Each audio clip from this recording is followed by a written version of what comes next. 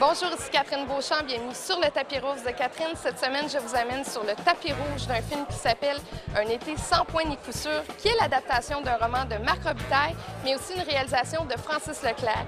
Et je vous présente un jeune comédien de 14 ans qui s'appelle Pierre-Luc Funk. Alors, on fait un saut en 1969 pour une partie de baseball. Qu'est-ce qui vous a charmé dans ce projet-là, ce scénario-là en particulier? Bien, d'abord, c'est un livre de Marc Robitaille qui l'a adapté lui-même. Donc, ce qui m'a séduit, c'est avant l'époque, puis avant les expos, c'est la relation père-fils entre un père un peu dépassé par les événements, par la présence de son fils qui va à tout prix faire une équipe A cet été-là. Comment ça, tu vas pas au scout cet été? Je joue au base. Qu'est-ce que ça veut dire, ça, là, je joue au base? Ben, au baseball. Tout ce qui se passe dans ce film-là, moi, j'ai vécu ça. J'ai vu des coéquipiers vivre l'humiliation d'être retranchés du club élite. J'ai tout vu ça. L'exclusion, c'est tough en Christie. Comme vous êtes 25 ici ce matin et que moi, j'en choisis seulement 10, vous comprendrez qu'il va y avoir des déceptions. Comment tu t'es préparé pour le rôle? Je me suis préparée parce que j'avais conscience que c'était en 1969, donc je suis allée demander à mon père, à mes parents, aux parents de mes amis pour leur demander comment tout se passait, comment était la relation familiale, parce que c'était pas du tout la même. Puis, ben c'est ça, je me suis informée en temps pour les raisons sociales, puis autant pour les raisons de baseball, parce que je devais connaître les expos sur le bout de mes doigts.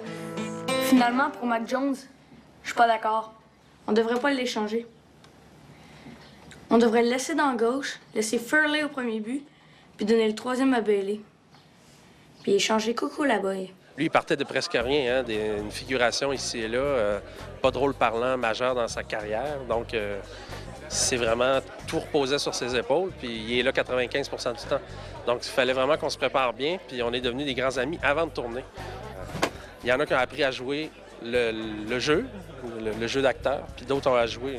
Pierre-Luc, il savait même pas lancer une balle, fait que lui, ça a été un travail inverse. Qu'est-ce qui justifie justement le changement de caméra avec le style un peu Bolex Super 8, puis la caméra qui est utilisée tout le reste du film?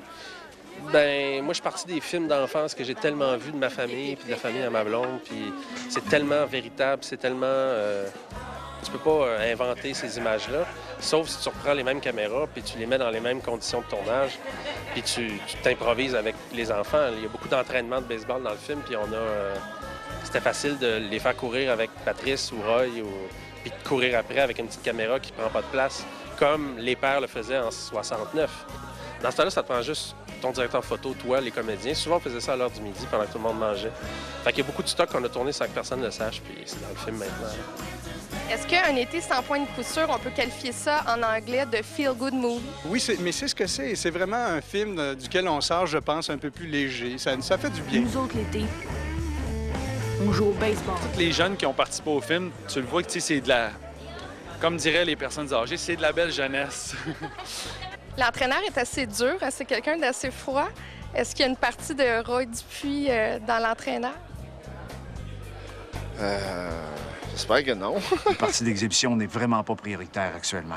Non, je suis pas aussi catégorique ou exigeant ou fermé. Mais c'est l'impression qu'il donne aussi, enfin. Il est peut-être fou comme la menthe quand il rentre chez eux, là. Mais en tant que coach, par exemple, il prend son rôle au sérieux. Ça, c'est sûr. Un été sans point ni coup sûr, c'est une histoire simple, mais tout se joue dans les détails, dans la réalisation, dans la direction artistique. Ça s'adresse aux baby boomers et aux nostalgiques, ceux qui ont perdu les expos. Et sur ça, je vous souhaite bon cinéma. Qu'est-ce que tu veux? À un moment donné, on peut pas faire les éternels morons, adolescents ou jeunes adultes et responsables toute sa vie. Fait qu'à un moment donné, on se fait appeler, on se fait offrir un père d'un enfant de 12 ans.